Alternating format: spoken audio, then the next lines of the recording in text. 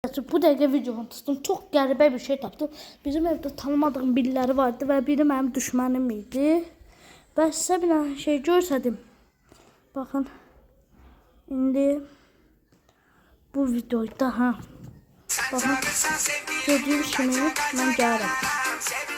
Baxın. Arxaya. Baxın orada birisi var. O Brawl Stars kimi Brawl Stars gezenler var ya. Onun kimi. O zaman düşmanına çok oxşuyur. O tamına orada dayanır. Baxın. Buradan belə buralar. Eğer baxıb görənməyənlər indi yenə göstərdim. Baxın. Tamına arxasında baxın. Üzünü də görsün. Əlində də nəsə tutub. Amma bu belə şeydir, içi dəmir atan silahım olmaz.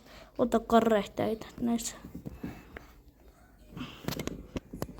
Yəni çox şübhəli bir şeydir. Biz də buradayıq heç bir şeydən. Ayazın bir də sifətinə baxın. Ayaz nə iləsə deyəsən plan qurur. Bununla bu arasında böyük bir məncə bağlılıq var. İndi baxın mən də həqiqi üzvəm. Sübut edə bilərəm. Baxın gördüyünüz kimi mənim kopyamdır.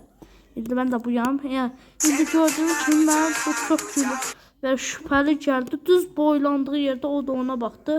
Mənim üçün çox qəribədir. Həm də biraz hərəkətinə baxın, ayağına. Bunlar mənə çox şübhəli gəldi. Bu videoda görəmək nə var? Oha, qapı öz-özünə açıldı. Qapı